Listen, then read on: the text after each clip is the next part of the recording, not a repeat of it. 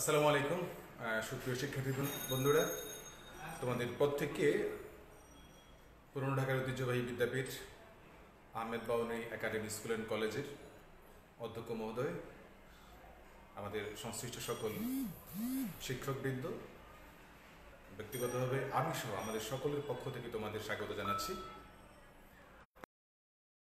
হাজির হয়েছি অষ্টম শ্রেণীর বিজ্ঞান বিষয়ে আলোচনা করার জন্য। আজকে আমরা দ্বিতীয় অধ্যায়ের উপর আলোকপাত করব। তোমরা নিশ্চয়ই আশা করবো ক্লাসের শুরুতে সবাই ভালো আছো এবং এই মুহূর্তে পরীক্ষা নামক একটা ভয়ঙ্কর শব্দ তোমাদের সামনে আর নাই। এখন মানে ভয় পাও পরীক্ষাকে। এখন আমাদের অ্যাসাইনমেন্ট আসছে, অ্যাসাইনমেন্টের কাজ সবার আশা করি ধুমধাম গতি দিয়ে চলছে, সবাই বাসায় ঠিক মতো অ্যাসাইনমেন্টগুলো করছো। আমি একটু বলে দিই, আসলে অ্যাসাইনমেন্টে কোনো আতঙ্ক বা ভয়ের কোনো বিষয় নেই। অ্যাসাইনমেন্ট একটা নির্ধারিত কাজ তোমাকে দিয়ে দেওয়া হয়েছে স্কুলের পক্ষ থেকে। তুমি সেই কাজটা তুমি কি বুঝো সেটা নিয়ে তুমি খাতায় উপস্থাপন করবে সুন্দর করে, বাস এইটাই আমার কাছে মনে হয় অ্যাসাইনমেন্টের বিষয়টা। এটা নিয়ে উদ্বিগ্ন হওয়ার কোনো কারণ নেই। তো চলো, আমরা যারা বিজ্ঞানের অ্যাসাইনমেন্ট সামনে পাবে হয়তো এখনো পাওনি, আমরা আজকে একটু আলোকপাত করব বিজ্ঞান বিষয়ের উপর। তো আজকে আমার রুটিনে আমার যে ক্লাস ছিল অষ্টম শ্রেণীর বিজ্ঞান বিষয়ের দ্বিতীয় অধ্যায়ের উপর জীবের বৃদ্ধি ও বংশগতি, এটা নিয়ে। তো আমি শুরুতেই একটা কথা বলি, তোমরা অনেক সময় দেখেছো একটা ছোট্ট একটা বীজ থেকে একটা চারা গাছ বেড়ে ওঠে। যখন একটা চারা গাছের জন্ম হয়, এখান থেকে সময়ের পালা বদলে এই গাছটি দেখার সময় একটা ময়ূরে পরিণত হয়। এই গাছটি আমরা কি কখনো চিন্তা করেছি যে এই ছোট্ট একটি গাছ, যেটা বীজ থেকে অঙ্কুরোদ্গমের পরে জাস্ট একটু উপরে পৃথিবীর একটু আলো পেল, সূর্যের আলো পেল, পৃথিবীতে মাথা উঁচু করে জানান দিল তার জন্ম হয়েছে। এই জন্ম হওয়ার পর যদি এই গাছটাকে কেউ 10-20 বছর পরে গিয়ে দেখে গাছটা বিশাল এক বৃক্ষে পরিণত হয়েছে, তার আমরা কি দেখতে পাবো? আমাদের যার জীবন আছে কিন্তু আমরা জীব বলি অথবা প্রাণী হোক। তো আমরা যখন তুমি আজকে যাদের পরিবারের ছোট শিশু নেই, তারা একবার চিন্তা করো তুমি অনেক ছোট ছিলে এক সময়, অথবা ধরো তোমার বাসায় বা তোমার বাড়িতে কারো একটা ছোট মানে বোন বা ভাই আছে, খুব ছোট, ধরো 1 মাস 2 মাস বয়স। তুমি দেখো সময়ের সঙ্গে সঙ্গে সে আস্তে আস্তে বড় হয়ে যাবে। যেমন আজকে যারা আমরা এখানে দাঁড়িয়ে কথা বলছি আর তোমরা আমাকে শুনছো, আমরা সব এক সময় মায়ের পেটে ছিলাম, ছোট্ট একটা বাবু হিসেবে জন্মগ্রহণ করেছিলাম। আস্তে আস্তে সময়ের পালাক্রমে আমরা বড় হয়েছি।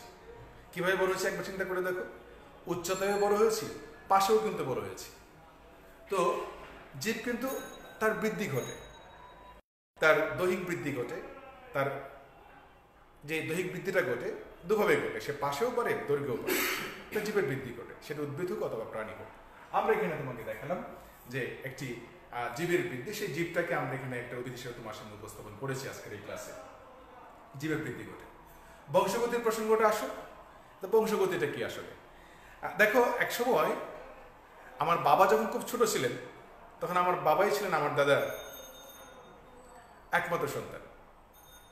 তো সময়ের পালা বদলে আমার বাবাও আমাকে জন্ম দিয়ে উনি আবার বাবা হয়েছেন এবং আমার দাদা তার নাতিন পেয়েছে। তাহলে কি হচ্ছে, আমার দাদার সন্তান ছিল বাবা আর আমার বাবার সন্তান হচ্ছে আমি। তার মানে দেখো, এই পুরুষানুক্রমে কিন্তু এক জেনারেশন থেকে আরেক জেনারেশনের সৃষ্টি হচ্ছে, এক প্রজন্ম থেকে আরেক প্রজন্মের সৃষ্টি হচ্ছে। তো আমরা নিশ্চয়ই বুঝতে পারছি আজকের যে অধ্যায়টি ছিল যে জীবের বৃদ্ধি এবং বংশগতি, আমরা কি আলোকপাত করবো এটা নিয়ে। তা আমরা জানলাম, শুরুতেই জেনে গেলাম জীবের বৃদ্ধি ঘটে এবং জীবের বংশবৃদ্ধিও ঘটে। যেভাবে আমি তোমাকে একটা প্রাণী দিয়ে উদাহরণ দিলাম, কারণ মানুষ একরকম এক ধরনের প্রাণী, তাই প্রাণীর কথা বললাম। উদ্ভিদেরও দেখো, একটা উদ্ভিদের বিচি থেকে আরেকটা উদ্ভিদ জন্মগ্রহণ করে, তারও কিন্তু আমাদের এই বংশ বৃদ্ধি করছে, এভাবেই ঘটছে। এখন আলোচনায় আমরা আসতে চাই এই জীবের বৃদ্ধি কিভাবে ঘটে, এটা নিয়ে আমরা একটু কথা বলতে চাই। তো আমরা এই জীবের বৃদ্ধি ঘটার জন্য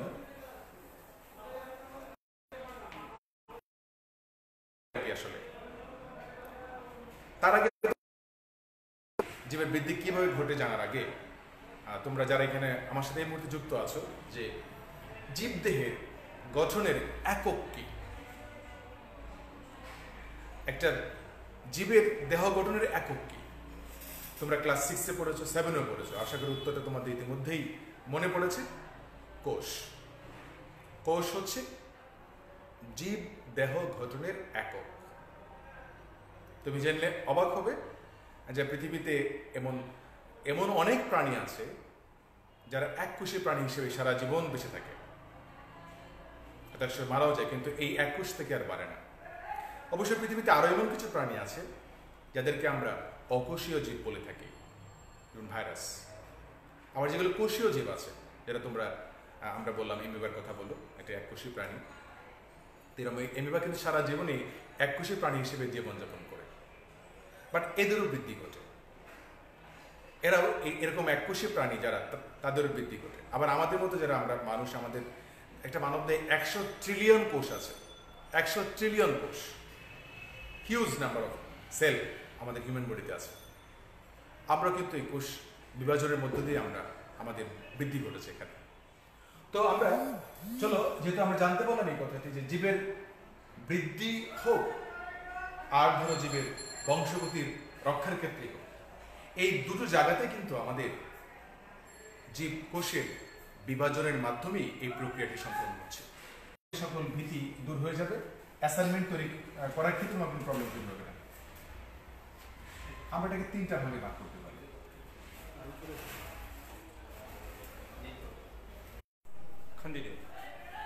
আচ্ছা, তো যেখানে ছিলাম আমরা যে অ্যামাইটোসিস কোষ বিভাজন পদ্ধতি, আমাদের আছে তোমার মাইটোসিস কোষ বিভাজন পদ্ধতি,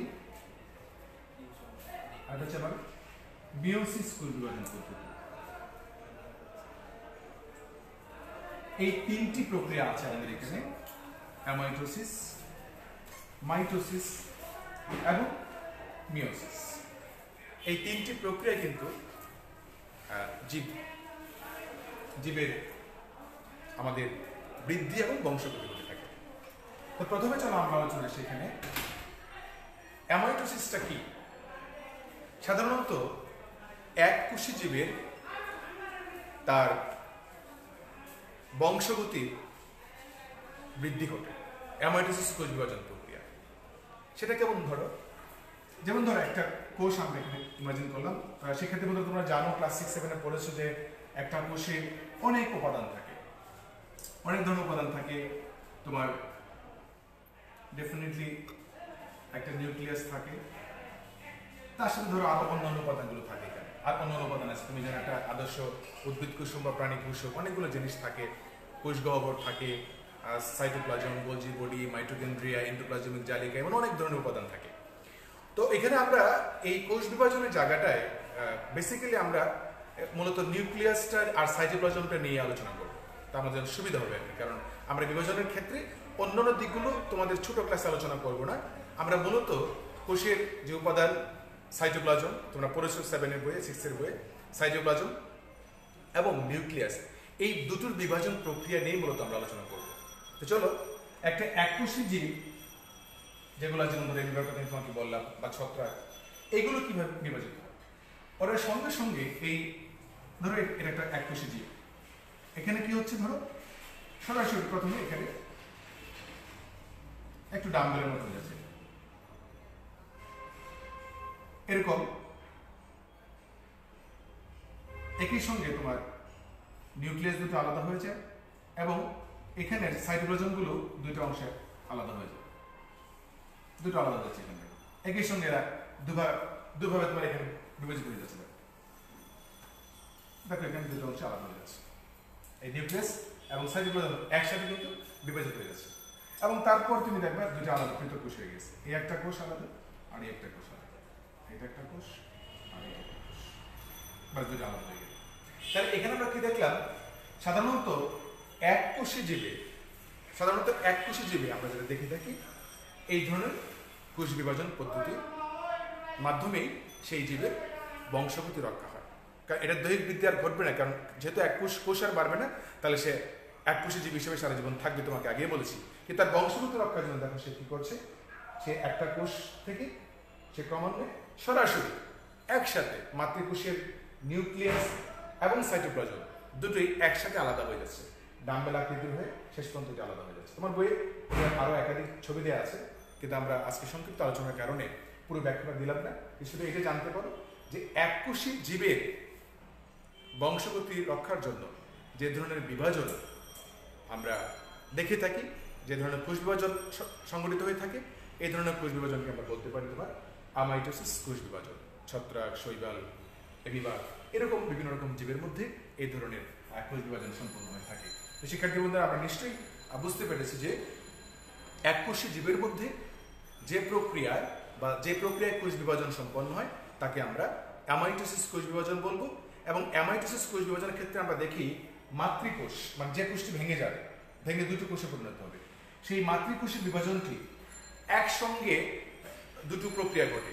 নিউক্লিয়াস এর সাইটোপ্লাজমের বিভাজন, মানে নিউক্লিয়াসের বিভাজন ঘটে এবং সাইটোপ্লাজমের বিভাজন ঘটে, দুটো একসাথে ঘটে তোমার দুটো পৃথক কোষে পরিণত হয়ে যায়। এই ছিল আমাদের অ্যামাইটোসিস বিভাজন প্রক্রিয়া। চলো আমরা অ্যামাইটোসিস শিখে ফেললাম, এবার আসি আমরা চলো মাইটোসিস কোষ বিভাজন প্রক্রিয়া আলোচনা করি। চলো আমরা এখানে মাইটোসিস নিয়ে কথা বলি। মাইটোসিস কোষ বিভাজন প্রক্রিয়াটি এটি কেন দরকার? তোমাকে আমি একটু আগে বলেছিলাম যে জীবে তোমার দেহের বৃদ্ধি ঘটে, উদ্ভিদ হোক অথবা প্রাণী হোক। তো সেখানে একটা মজার জিনিস খেয়াল করো যে এই যে দেহের কথা বললাম, দৈর্ঘ্য বড় হয়, প্রস্থ বড় হয়, দৈর্ঘ্য প্রস্থ ওই দিকেই বাড়ে, এই যে বৃদ্ধিটা ঘটে। এবং তুমি জেনে থাকবে যে পৃথিবীর, আমি তোমাকে একটু আগে বলেছি, এই যে আমরা যে মায়ের পেটে যখন আমরা জন্মলাভ করি, আমাদের জীবন শুরু হয় কিন্তু একটি মাত্র কোষের মধ্য দিয়ে, একটি মাত্র কোষ। কিন্তু সেই কোষটি কিন্তু, এই একটি মাত্র কোষে কিন্তু এই মায়ের পেটে 9 মাস বা 10 মাস থেকে সে আস্তে আস্তে একটা কোষ থেকে দুইটা, দুটো থেকে চারটা, এইভাবে মানে মিলিয়ন, বিলিয়ন, ট্রিলিয়ন কোষে পরিণত হয়। 100 ট্রিলিয়ন সেলে পরিণত হয়ে একটা পূর্ণাঙ্গ মানব শিশু তৈরি হয়, যে শিশুটা ভূমিষ্ঠ হয়ে থাকে। তাই কিন্তু আমরা আমাদের জীবনও কিন্তু একটা কোষ থেকেই তৈরি হয়েছে, কিন্তু সেই কোষটা বিভাজনের মাধ্যমে আস্তে আস্তে আস্তে আস্তে আমাদের, তুমি যা দেখছো আমাদেরকে, হাত, পা, চোখ, মুখ, নাক, সকল অঙ্গ প্রত্যঙ্গের বৃদ্ধি সাধন ঘটেছে। আমরাও আস্তে আস্তে ক্রমান্বয়ে বর্ধিত হচ্ছি বা আমাদের বৃদ্ধি করছে, দেহের বৃদ্ধি করছে। এই জন্য বলা হতে পারে যে মাইটোসিস কোষ বিভাজন কোথায় ঘটে? আমরা এই কথা বলতে পারি যে মাইটোসিস কোষ বিভাজন জীবদেহে ঘটে। মাইটোসিস কোষ বিভাজন কোথায় ঘটে? জীবদেহে ঘটে। কেন? কারণ দৈহিক বৃদ্ধির জন্য এই ধরনের কোষগুলো কাজ করে থাকে। তাই আমরা এই কথা বলতে পারি দেহকোষে মাইটোসিস বিভাজন ঘটে, এবং ওই দেহকোষের বৃদ্ধির কারণেই আমাদের দেহের বৃদ্ধি ঘটে। কিন্তু এই মাইটোসিস কোষ বিভাজন প্রক্রিয়াটি তোমার দুটো ধাপে সম্পন্ন হয়, যে তোমাকে আমি এখানে বলে দিই। আমরা একটাকে বলছি তোমার ক্যারিওকাইনেসিস।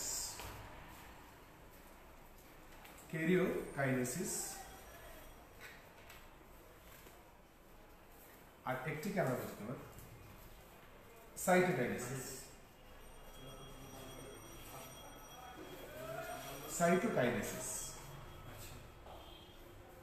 এই দুটো প্রক্রিয়া শিক্ষার্থী বন্ধু তোমরা এখানে খেয়াল করে দেখো, একটাকে বললাম ক্যারিওকাইনেসিস আর সাইটোকাইনেসিস এর মধ্যে, সরি,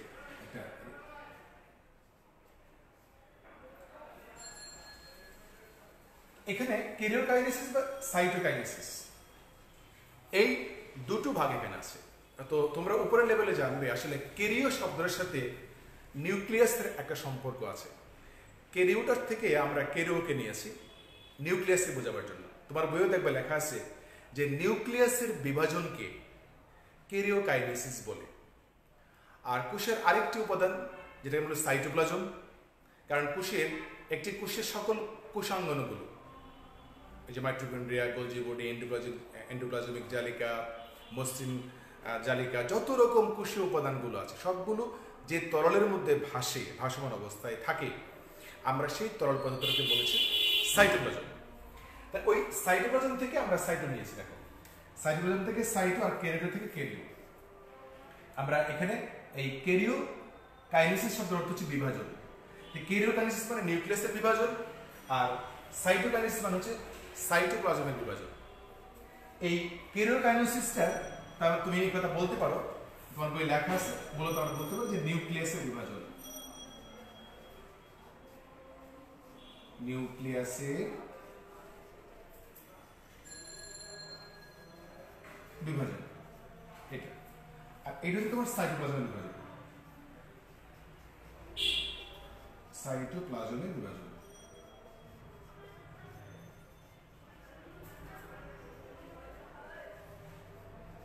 সাইটোপ্লাজমের বিভাজন। তো সেক্ষেত্রে আমাদের বুঝতেই পারছো তাহলে আমাদের মাইটোসিস কোষ বিভাজন প্রক্রিয়াটা, অর্থাৎ দেহ কোষের বিভাজনটা দুটো ধাপে সংঘটিত হয়ে থাকে। প্রথমে আমরা বলি নিউক্লিয়াসের বিভাজন, আর তার পরে সংঘটিত হয় সাইটোপ্লাজমের বিভাজন। এই দুটো ধাপে মূলত আমাদের দেহ কোষের বিভাজন প্রক্রিয়াটি সম্পন্ন হয়ে থাকে। তো চলো আমরা এখানটা আলোচনায় যাই। তা আমি তোমাকে এই কথা বললাম যে কেরিওকাইনেসিস শব্দের অর্থ হচ্ছে নিউক্লিয়াসের বিভাজন, মানে হচ্ছে নিউক্লিয়াসের বিভাজন, আর আমরা সাইটোকাইনেসিস বলতে বুঝি আমরা সাইটোপ্লাজমের বিভাজন। এই দুটো বিভাজনকে আমরা দুটো ধাপে ভাগ করে থাকি, এবং এই দুটো ধাপে আবার অনেকগুলো উপধাপ আছে। যেমন দেখো, আমরা এই কেরিওকাইনেসিসকে আমরা আবার 5টা ধাপে ভাগ করে দিলাম।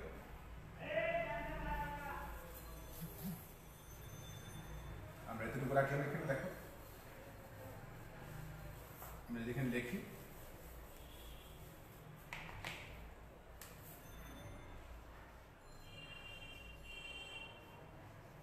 কেরিওকাইনেসিস,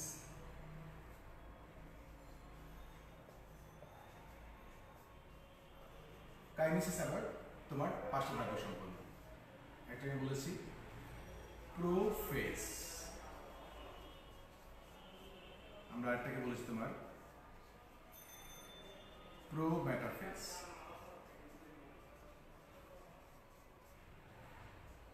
আরেকটাকে বলেছি তোমার মেটাফেজ,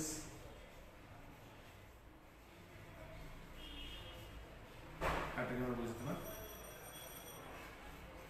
অ্যানাফেজ, আরেকটাকে আমরা বলেছি টেলোফেজ। টেলোফেজ, এই বিভাজনগুলো আমাদের তোমরা দেখবে যে এখানে একটা কেরিওকাইনেসিস অর্থাৎ নিউক্লিয়াসের বিভাজন সম্পন্ন হয় এই 5টা ধাপে: প্রোফেজ, প্রোমেটাফেজ, মেটাফেজ, অ্যানাফেজ এবং টেলোফেজ। এই 5টা ধাপের মধ্যে সবচেয়ে গুরুত্বপূর্ণ ধাপটা হচ্ছে এই প্রোফেজ, এবং এটা হচ্ছে নিউক্লিয়াস বিভাজনের সবথেকে দীর্ঘস্থায়ী ধাপ।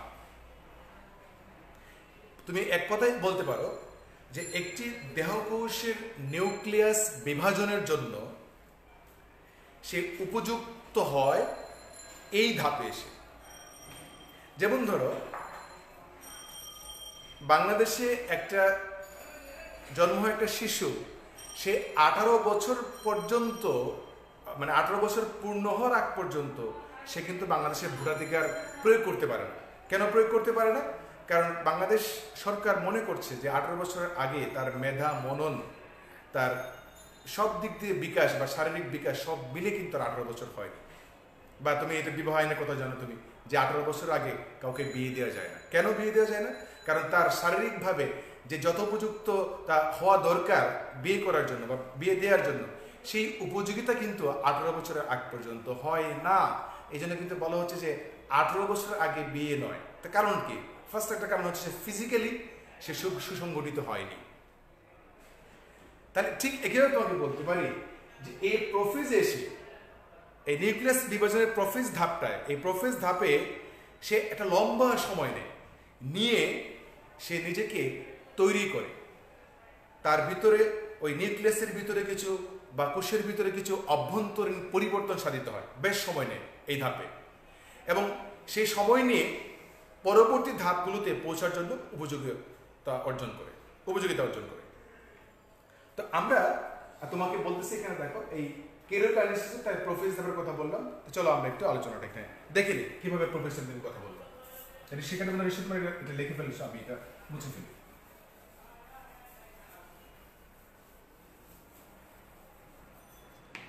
চলো আমরা একটু প্রোফেজ নিয়ে কথা বলি। আমরা একটা উদ্ভিদ কোষ এখানে নিলাম।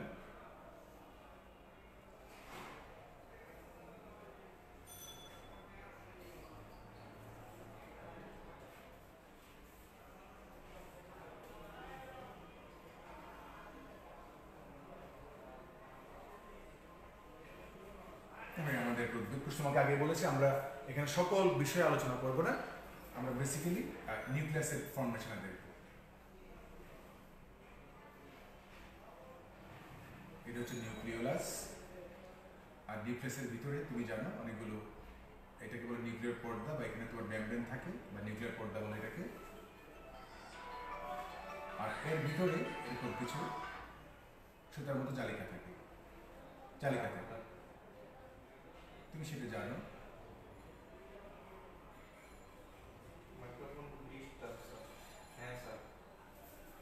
তোমার এখানে বেশ কিছু নিউক্লিয়াস থাকে, আমরা এটাকে বলে থাকি নিউক্লিয়ার রন্ধ্র বা নিউক্লিয়ার ছিদ্র, পুরোটাকে বলছি আমরা নিউক্লিয়াস। নিউক্লিয়াসের ভিতরে থাকে, এই যে তুমি কালো অংশটা দেখতে পাচ্ছ, অপরটা ধারো কালো ঘনবস্তুটা দেখতে পাচ্ছ, এর নাম হচ্ছে নিউক্লিওলাস। নিউক্লিওলাস। তারপর আমরা এটাকে দেখতে পাচ্ছি, এটাকে বলছে নিউক্লিয়ার মেমব্রেন, নিউক্লিয়ার মেমব্রেন বা পর্দা। আচ্ছা, আর এই যে সুতার মতো অংশগুলো দেখছো এটাকে বলে ক্রোমাটিড। ক্রোমাটিড। তো একটা কোষের স্বাভাবিক অবস্থা, এখানে থাকে তোমার সাইটোপ্লাজম, আরো অন্য উপাদান থাকে, আমরা সবগুলো উপাদান দেখছি এভাবে থাকছে।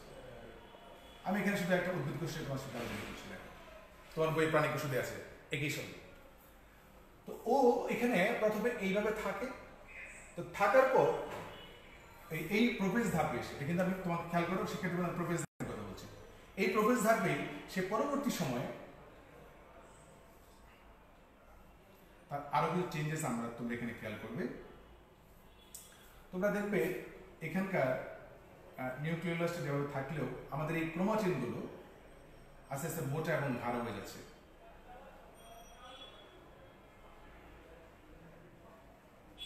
এরকম মোটা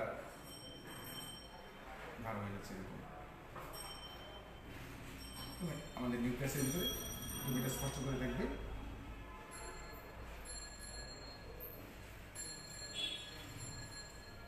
এই নিউক্লিয়াসের এই যে উপাদানগুলো এখানে আছে, যেটা হচ্ছে ক্রোমোজোম, এবং নিউক্লিয়াসটা আগে চেয়ে একটু হালকা হয়ে যাবে। এবং তুমি দেখো এখানে যে আমাদের এই ক্রোমোজোমটা আস্তে আস্তে সুগঠিত হয়ে যাচ্ছে, এটা খাটো হয়ে যাচ্ছে, তুমি এখানে দেখো ভালো করে।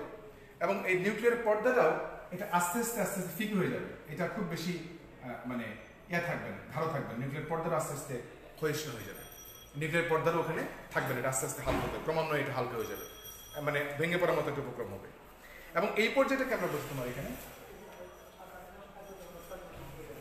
বলছি ক্রোমোজোম, এটাকে বলছি আমরা নিউক্লিওলাস। নিউক্লিয়ার পরে তুমি আগে লিখেছো, তুমি এটা জানো। আচ্ছা, এর পরবর্তী সময় দেখবে এই ক্রোমোজোমগুলো লম্বালম্বিভাবে দুভাগে ভাগ হয়ে যাচ্ছে। ধরো এই যে কলমটা, এটা যদি আমি এইভাবে দুটো ভাগ করি, তো লম্বালম্বিভাবে আলাদা হয়ে যাচ্ছে, এবং আলাদা হয়ে মধ্যবর্তী একটা জায়গায় সেন্ট্রোমিয়ার সাথে যুক্ত হচ্ছে। যদি আমরা এখান থেকে দেখি এইভাবে, এটা একদম স্পষ্ট হয়ে যাবে। যদি থেকে এইভাবে না আঁকি, এইভাবে তোমাকে দেখেন, দেখো এইভাবে নিউক্লিয়ার পর এই নিউক্লিয়াসটাও খুব বেশি হালকাটা হয়ে যাবে অনেকটা। আর দেখো এখানে তোমার এই যে একটা বিন্দু মতো দেখতে পাচ্ছ, এইভাবে কিছু বিন্দুর মতো অংশ এখানে তৈরি হয়ে যাবে আস্তে আস্তে, এরকম তুমি দেখবে।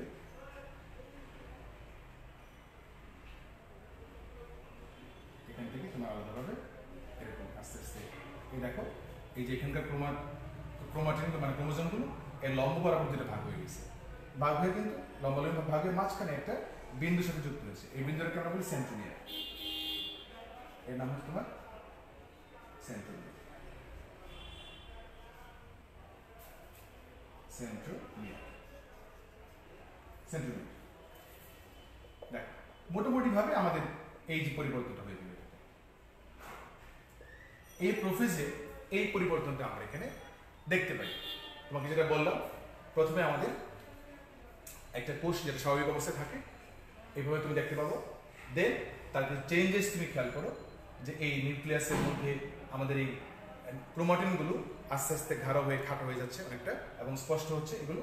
তার পরবর্তী সময় আমরা কি দেখবো, যে এই ক্রোমোজোমগুলো লম্বালম্বিভাবে ধরো এইভাবে যুক্ত আছে, এটা দুটো আলাদা হয়ে গেছে, লম্বালম্বিভাবে আলাদা হয়ে গেছে, আলাদা হয়ে মধ্যবর্তী একটা বিন্দু নাম দিয়েছে আমরা কি সেন্ট্রোমিয়ার। ওই সেন্ট্রোমিয়ারের মাধ্যমে এরা পরস্পর যুক্ত থাকছে এবং এই প্রক্রিয়াটি যখন সম্পন্ন করে তখন আমরা বলতে পারি যে now the cell is ready to divide বা ফর ডিভিশন। সেলটি এখন বিভাজনের জন্য উপযুক্ত হয়েছে এবং এইটি লম্বা সময়। এবং কখনো যদি তোমার পরীক্ষা এমন কোনো প্রশ্ন দেখো যে এরকম প্রশ্ন পরীক্ষা আসে যে তোমার মাইটোসিস কোষ বিভাজন প্রক্রিয়ার দীর্ঘস্থায়ী ধাপটি আলোচনা করো বা দীর্ঘস্থায়ী ধাপ কোনটি তার মূল্যায়ন করো, বা জীবের বৃদ্ধি এবং বংশগতিতে আমাদের এমন আলোচনা আসতে পারে যে তোমার সবচেয়ে দীর্ঘস্থায়ী ধাপ কোনটি, তখন কিন্তু তোমাকে এটা মনে রাখতে হবে।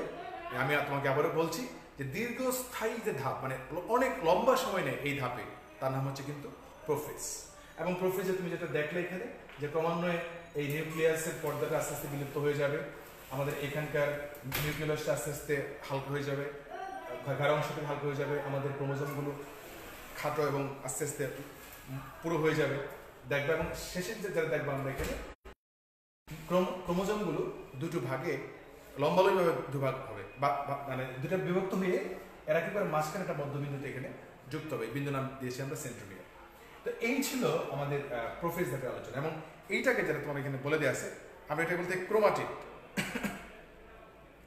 এটাকে আমরা বলতে ক্রোমাটিড, এই যে অংশগুলো আমরা বলতে ক্রোমাটিড। এই ছিল আমাদের দীর্ঘস্থায়ী ধাপের আলোচনা।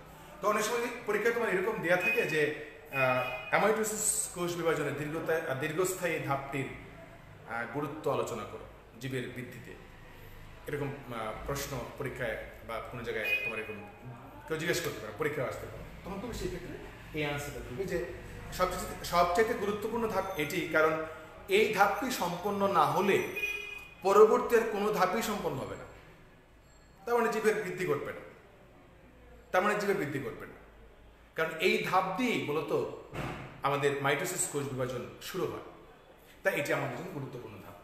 তারপর এখানে আসতে দেখো কি প্রোমেটাফেজ। তা আমরা আশা করি এই তিনটা ছবি তোমরা আলোচনা মোটামুটি বুঝতে পেরেছো প্রোফেজের ব্যাপারটা। তারপর আমরা এখানে যে প্রশ্ন আসতে পারি সেটা হলো দেখো প্রোমেটাফেজ।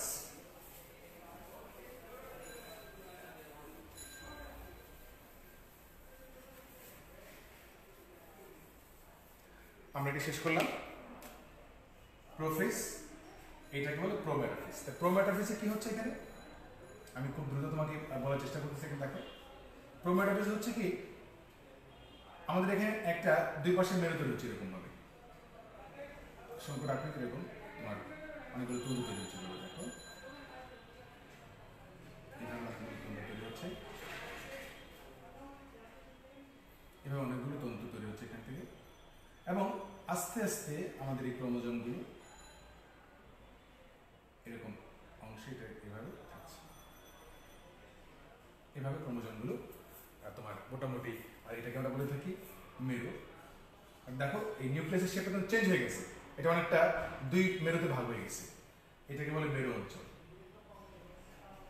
এটাকে বলে তোমার মেরু অঞ্চল। এই যেটা মেরু অঞ্চল স্পষ্ট হয় এবং এটার নাম দিয়েছে বলে স্পিন্ডল যন্ত্র, স্পিন্ডল যন্ত্র। এখানে যে এইগুলোকে বলা হয় স্পিন্ডল যন্ত্র বা তন্তু অংশ বলতে পারি। আর এই যে ক্রোমাটিডগুলো ক্রমান্বয়ে আস্তে আস্তে আস্তে আস্তে সে আরো সুগঠিত হবে। তো এরপরে আমরা যেটা দেখবো এখানে আমাদের এই মেরু অঞ্চলের যে জায়গাটা তুমি দেখলাম এটা হচ্ছে প্রোমেটাফেজ। এটা খুব বেশি না, এটা শর্টকাট সময়ের জন্য আমাদের এটা তুমি দেখবে। তারপর মেটাফেজে কি হবে, মেটাফেজে হবে তোমার এই স্পিন্ডল যন্ত্রটা, এটা তো আগে দুটো মেরু উৎপন্ন হয়েছিল, কিন্তু তোমার কি তৈরি হয়নি, মেরু অঞ্চল তৈরি হলে বৃষ্টিক অঞ্চল তৈরি হয়নি। তুমি তারপর এখানে দেখবে কি জানো, মজার জিনিস খেয়াল করবে, এই তোমার এখানে তখন দেখবে এটা আস্তে আস্তে শেপ এমন হয়ে গেছে। দেখো নিউক্লিয়াসের আকার কিন্তু ক্রমান্বয়ে পরিবর্তন হচ্ছে, এখানে এরকম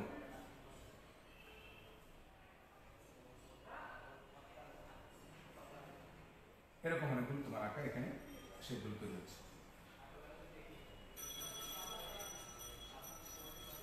এইভাবে আস্তে আস্তে আর অনেকগুলো শেপ তৈরি হচ্ছে। তো দেখো এখানে আমরা এই অঞ্চলটাকে বলেছি তোমার মেরু অঞ্চল, তুমি আগে পড়েছো। আর এই যে অঞ্চলটা, এই যে মধ্যবর্তী পার্বত্য যে অঞ্চলটা, আমরা এটাকে বলেছি তোমার বিষুবীয় অঞ্চল।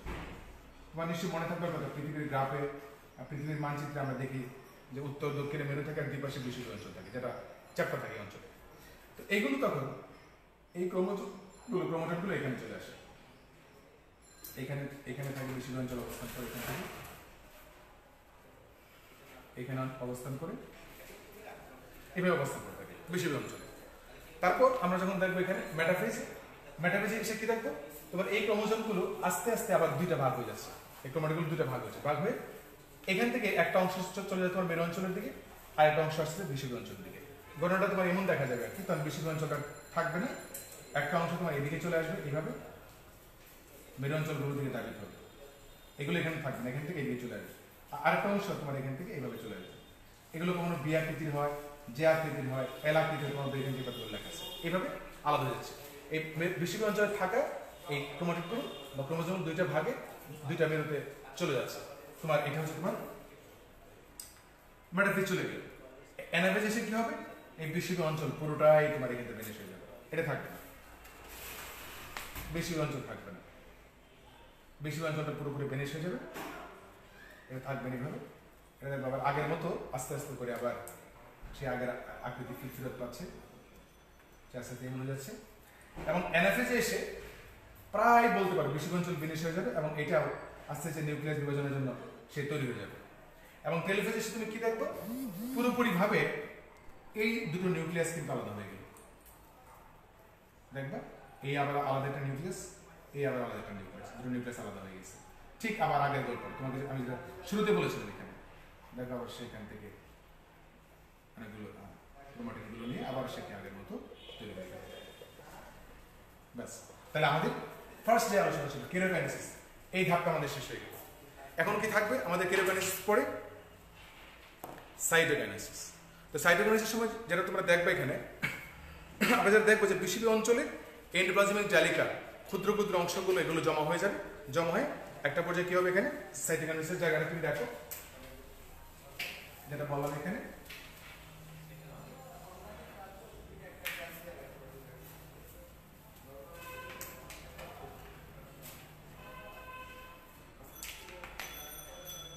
তখন এখানে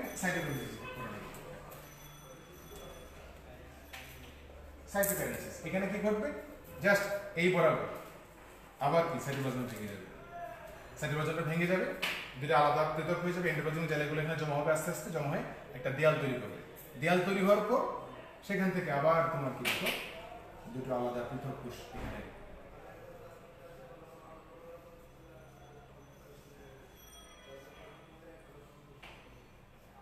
আলাদাভাবে আবার সেই দুটো এখানে কোষ হয়ে গেল, একটা কোষ দেখো এখানে আলাদাভাবে দেওয়া আছে, দেওয়া আছে এখানে, আবার এইটাও দেখো এখানে আলাদাভাবে দুটো স্বতন্ত্র জায়গাতে হয়ে গেছে। দেখো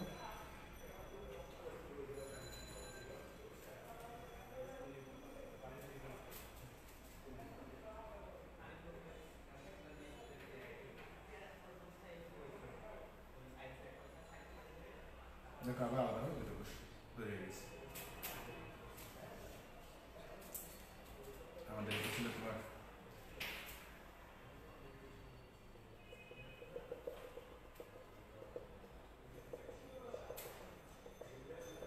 সম্পূর্ণভাবে একদম সমগুণ সম্পূর্ণ। অর্থাৎ আমি প্রথম যে কোষটা নিয়েছিলাম, আমার যে প্রথম যে কোষটা ছিল যেটাকে আমরা বলছি মাতৃকোষ, সেই কোষের মধ্যে যত রকম গুণাবলী ছিল তার সকল গুণাবলী কিন্তু এই দুটো অপত্য কোষে বিদ্যমান থাকবে। এবং সেখানে মনে রাখবো সমগুণ কথাটা কেন বললাম, কারণ আমরা জানি প্রত্যেকটি দেহকোষে বা যে কোনো জীবের কোষে যদি তুমি বলো তার কথা এরকম যে 23 জোড়া ক্রোমোজোম থাকে। কত জোড়া ক্রোমোজোম থাকে? 23 জোড়া, মানে 46টি ক্রোমোজোম থাকে। ঠিক দেখবা এই যে একটা কোষ ভেঙে মাইটোসিস কোষ বিভাজন প্রক্রিয়ায় একটা কোষ ভেঙে দুটো কোষ তৈরি হলো, এখানেও তুমি দেখবা এই কোষেও আছে তোমার 23 জোড়া ক্রোমোজোম, এই কোষেও আছে 23 জোড়া ক্রোমোজোম। তার মানে এটাকে বলা হচ্ছে যে সমগুণ সম্পন্ন। এবং ওই মাতৃকোষের যতগুলো গুণাবলী ছিল সকল গুণগুলোই কিন্তু এই দুটো কোষকে বহন করবে। তাই দেখো আমাদের এই দেহকোষ বিভাজনের যে প্রক্রিয়া, এখানে আমরা যে উল্লেখযোগ্য বিষয় আমরা মনে রাখবো, ফার্স্ট হচ্ছে এটা কোথায় ঘটে? দেহে ঘটে। এটার আর কি বৈশিষ্ট্য? এখানে দুটো ধাপে সম্পন্ন হয়। নিউক্লিয়াসের বিভাজন ঘটে প্রথমবার, সাইটোপ্লাজমের বিভাজন ঘটে দ্বিতীয়বার। আর কি ঘটনা ঘটে? এটা সমগুণ সম্পন্ন বিভাজন ঘটে।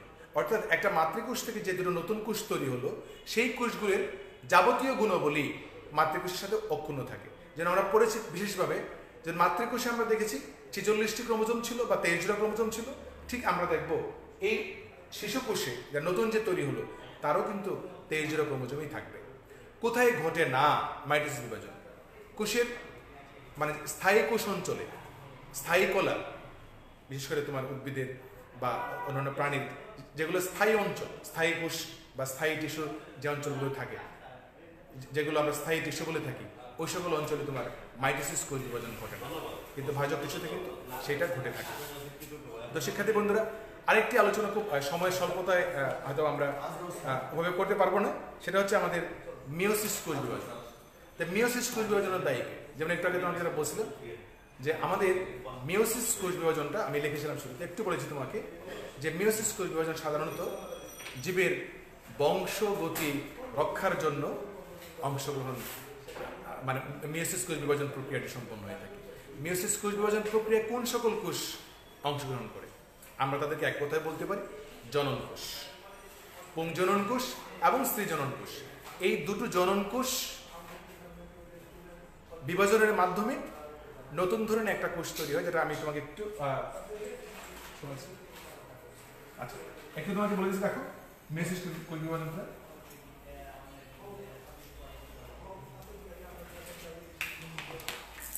মিওসিস কোষ বিভাজন দেখে রাখো।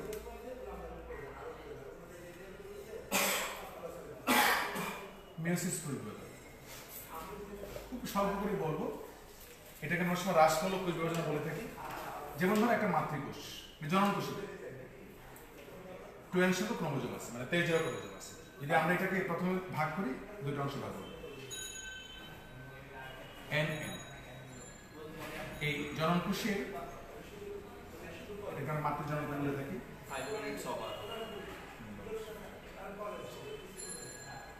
আচ্ছা, মাতৃজনন কোষ, তাহলে এটার অর্ধেক হয়ে গেল ভেঙে, তাই এটাকে আমরা বলি হ্যাপ্লয়েড। এটাকে আমরা বলে থাকি হ্যাপ্লয়েড।